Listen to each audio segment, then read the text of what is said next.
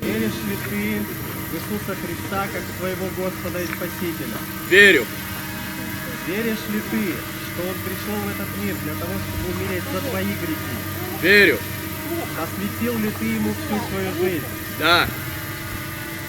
По Твоим словам и по повелению Господа Иисуса Христа крещу тебя во имя Отца, Сына и Святого Духа.